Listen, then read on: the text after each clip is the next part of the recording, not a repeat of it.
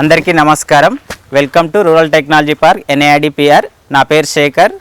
నా డిజిగ్నేషన్ వచ్చేసి young professional agri.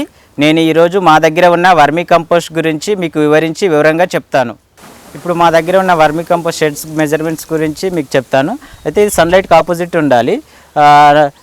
East west shed నిర్మించుకోవాలి. అట్లాగే షెడ్ మెజర్మెంట్స్ వచ్చేసి 100 feet by 30 feet. అందులో బెడ్ మెజర్మెంట్స్ వచ్చేసి 3 feet width, 30 feet length, 2 feet height bed మేము నిర్మించుకోవాలి.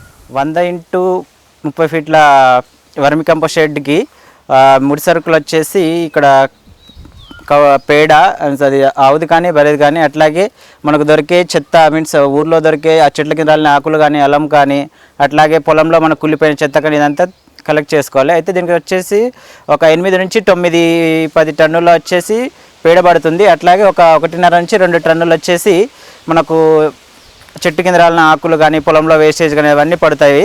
ఇది మనకు ఒక నెలకి ఒక 100 x 30 మీటర్ల షెడ్కి మనకు ఒక నెలకి సరిపోతుంది.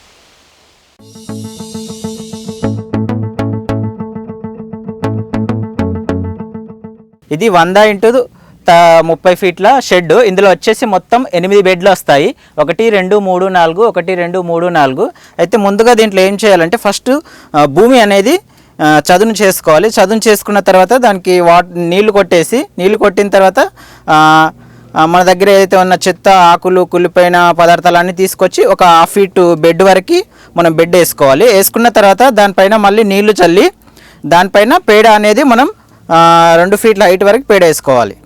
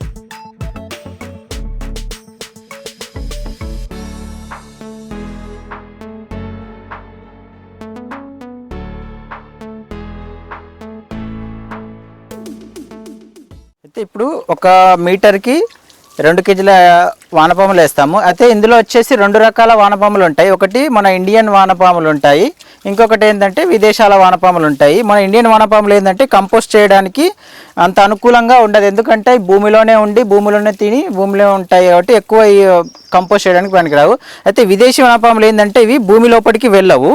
అందుకని మనం ఎక్కడైతే పేడ, చెత్త వేసి వర్మి కంపోస్ట్ బెడ్ వేస్తామో అక్కడే ఉండి తిని కంపోస్ట్ చేస్తాయి. అయితే మేము ఇక్కడ వాడే వానపాములు వచ్చేసి ఆస్ట్రేలియన్ బ్రీడ్. దీని పేరు వచ్చేసి ఐసీనియా ఫటిడా. 1 మీటర్కి 2 kg వానపాములు వేయాలి. అట్లా మన బెడ్ ఎన్ని మీటర్లు ఉంటే దానికి మల్టిప్లికేషన్ చేసుకొని అన్ని కిలోల వానపాములు ఒకసారి మనం బెడ్లో వదులుకున్నట్లయితే మనకు 40 రోజుల్లో వర్మి కంపోస్ట్ అనేది మనకు బెడ్లో రెడీ చేస్తాయి. దాని తర్వాత మనం రోజు విడిచి రోజు బెడ్ మీద నీళ్లు చల్లుకుంటూ ఉండాలి.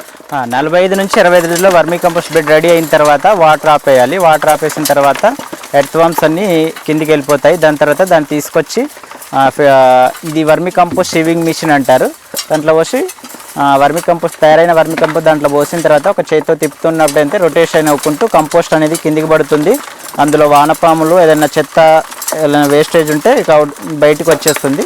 దాని తర్వాత ఇది పూర్తిగా రెడీ అయిన vermicompost black tea powder మాదిరిగా తయారవుతుంది. ఇలా తయారైన తర్వాత దీన్ని తీసుకెళ్ళి మన పొలంలో వాడుకోవచ్చు. ఇది వచ్చేసి వర్మీ వాష్. దీని మొక్కల మీద న్యూట్రిషన్ కోసం స్ప్రే చేస్తారు.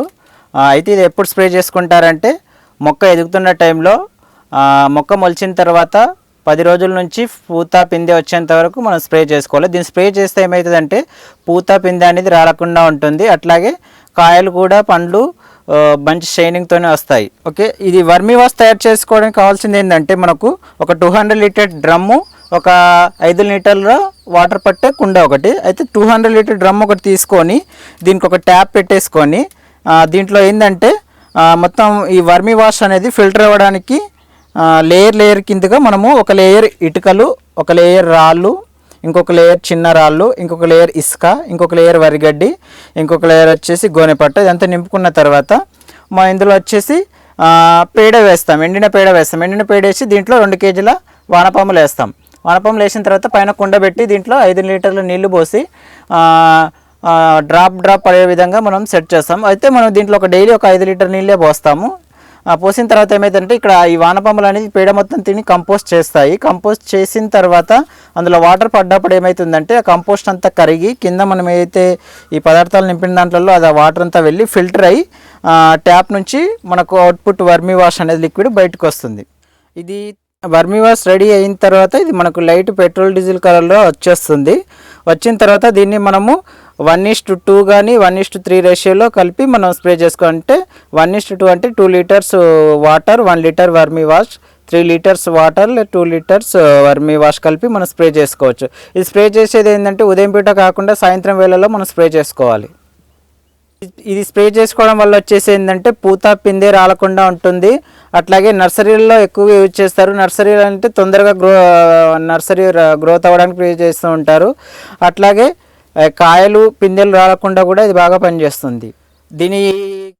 దీని కాస్ట్ వచ్చేసి 25 నుంచి 30 రూపాయల వరకు లీటర్ ఉంటుంది. ఇది వచ్చేసి వర్మీ కంపోస్ట్ ఎక్కడైతే తయారవుతుందో వాళ్ళ దగ్గరనే వర్మీ వాష్ అనే లిక్విడ్ దొరుకుతుంది. వర్మీ కంపోస్ట్ యూనిట్ పెట్టాలనుకునే వాళ్ళు ఎవరైనా రైతులు కానీ, ఎవరైనా అగ్రికల్చర్ స్టూడెంట్స్ కానీ, ఎంటర్ప్రెనర్స్ కానీ మీ దగ్గర ఓన్ ల్యాండ్ ఉంటే 50,000 రూపీస్ నుంచి మనం ఇన్వెస్ట్మెంట్ అనేది దాన్ని పెట్టుకోవచ్చు. అట్లాగే మీ దగ్గర ఎక్కువ డబ్బులు ఉంటే డిఫరెంట్ కాస్ట్ ప్రకారంగా షెడ్ కన్స్ట్రక్షన్ అనేది మనం కన్స్ట్రక్షన్ చేసుకోవచ్చు. మా దగ్గర vermi compost, vermi wash, azolla ఈ 3 ప్రొడక్ట్స్ మీద ట్రైనింగ్ ఇస్తాము. అయితే దీనికి వచ్చేసి 2 డేస్ ట్రైనింగ్ ఉంటుంది. దీనికి వచ్చేసి రిజిస్ట్రేషన్ మా వెబ్సైట్లో రిజిస్ట్రేషన్ చేసుకోవాలి. దీనికి వచ్చేసి నార్మల్ ఫీజు ఉంటుంది. దీనికి సంబంధించిన వివరాల కోసం మమ్మల్ని సంప్రదించండి. అందరికీ నమస్కారం, ధన్యవాదాలు.